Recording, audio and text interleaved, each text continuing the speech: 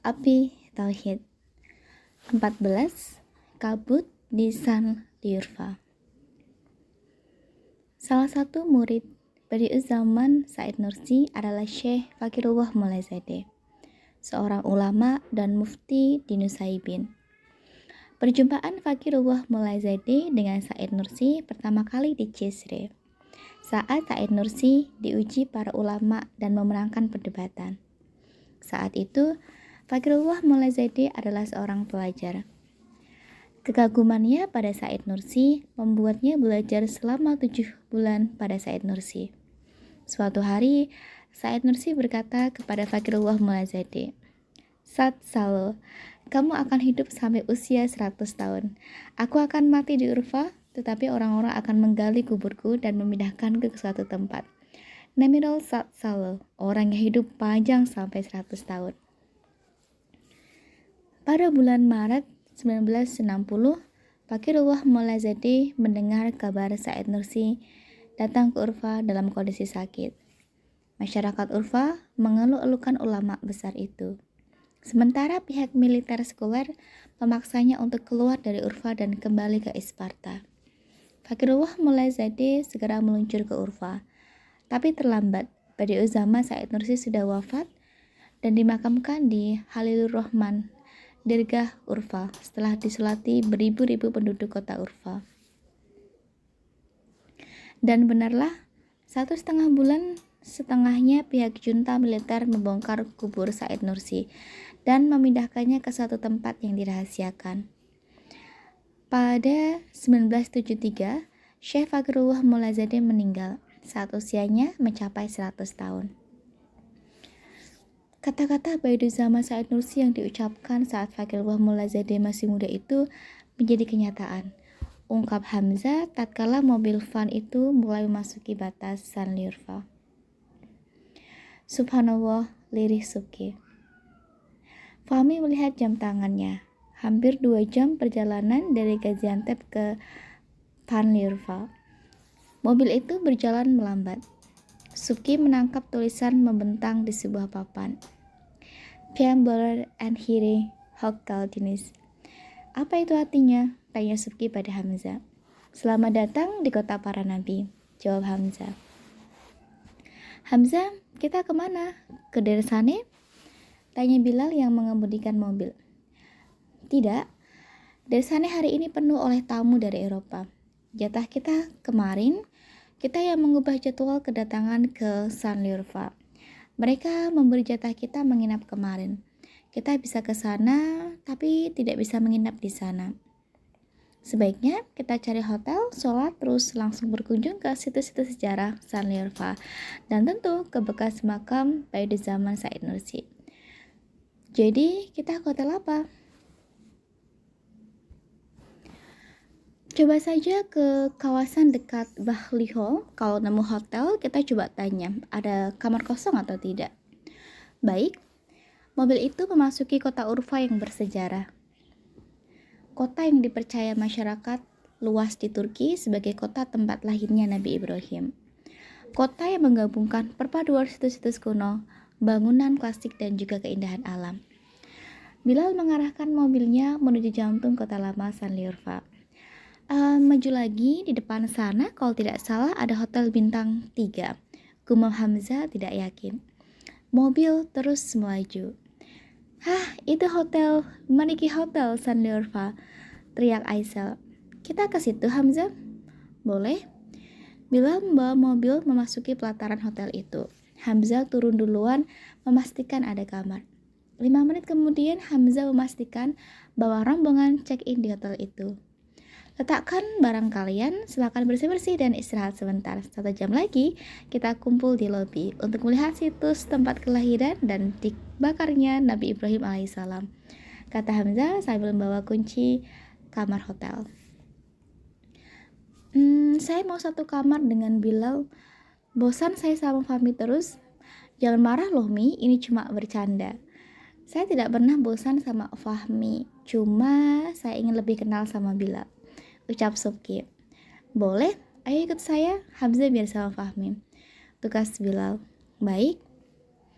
1 jam kemudian, mereka sudah berkumpul di lobi lalu berjalan kaki menuju kawasan yang paling bersejarah di kota para nabi itu.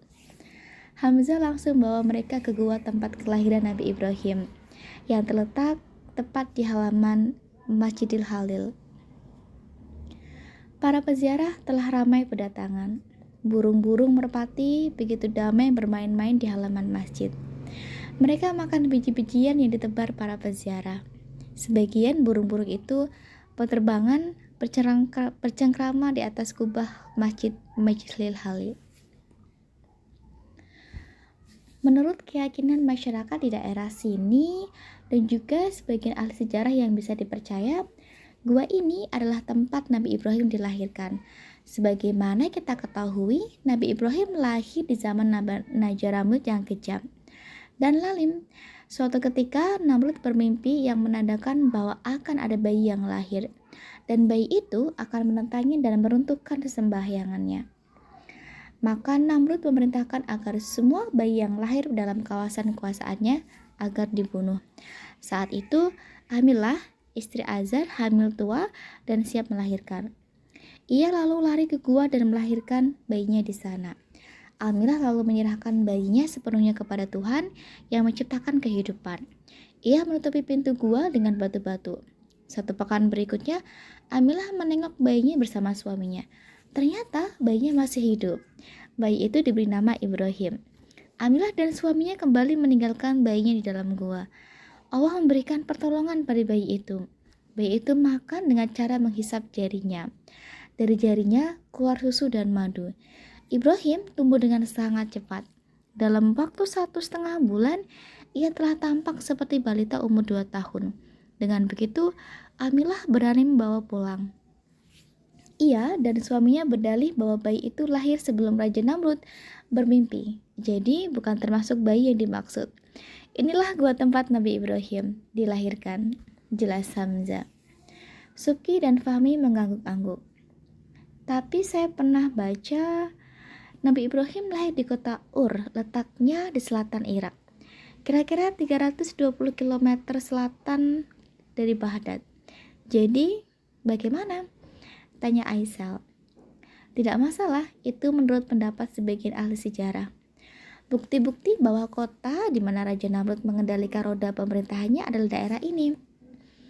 Jadi, sangat kuat, bisa saja yang dimaksud Ur adalah Urfa, Mesopotamia bagian utara, bukan Ur yang di selatan Irak.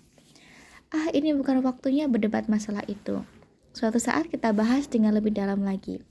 Ini saatnya kita menikmati hidangan sejarah di kota tua Urfa atau Panli Urfa ini.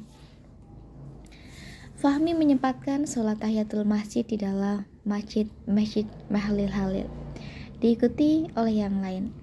Setelah itu, mereka melihat kolam Halilur Rahman, tempat di mana dulu Nabi Ibrahim dibakar.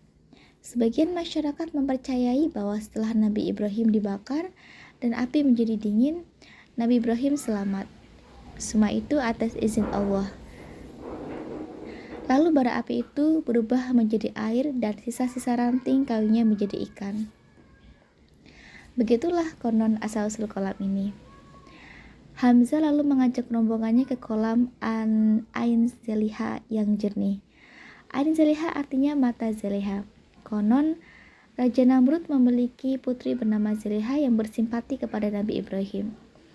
Pada saat Nabi Ibrahim dibakar, ia tidak bisa membendung air mata kesedihannya. Air matanya itu terus menetes menjadi kolam yang kemudian dikenal dengan Ain Zeliha. Begitu Hamzah menjelaskan. Saya baru tahu, kok tidak pernah saya temukan di dalam kitab-kitab referensi utama sejarah para nabi ya? Gumam Subki. Hamzah tersenyum. Itu cerita turun-temurun dari generasi ke generasi di daerah ini. Kalau tidak percaya, tidak apa-apa. Yang kecil seperti ini itu sangat cabang, bukan usul. Tidak mengaruhi akidah kita. Kalau tidak percaya, tidak masalah. Dan kalaupun kita percaya, tentu kita melandasinya bahwa itu terjadi karena izin Allah. Sebab zaman itu memang penuh keajaiban. Nabi Ibrahim melihat burung-burung yang sudah mati dan dagingnya terpisah-pisah di atas beberapa bukit. Daging burung-burung itu bisa menyatu dan burung-burung itu hidup kembali. Allah memperlihatkan kekuasaannya kepada Ibrahim dan lain sebagainya. Yang jadi pokok akidah kita adalah wajib percaya bahwa Nabi Ibrahim adalah salah satu nabi dan rasul Allah. Kau benar Hamzah, gumam Fahmi. Mereka lalu jalan-jalan melihat-lihat taman. Dan terakhir Hamzah mengajak mereka melihat bekas makam Badi'u Zaman Said Nursi. Air mata Hamzah dan Bilal meleleh melihat bekas makam itu. Orang-orang sekuler, rezim sekuler sangat takut kepada orang yang berpegang teguh pada ajaran Al-Quran seperti Said Nursi. Mereka sangat takut kepada orang yang teguh memegang tauhid. Karena besar rasa takut mereka, kuburan Said Nursi pun mereka bongkar. Dan jasad Said Nursi mereka kubur entah di mana. Mereka tidak mau kuburan semangat Said Nursi yang tegas menyalakan cahaya tauhid itu meluar kepada masyarakat umum yang mengunjungi kuburnya. Subhanallah.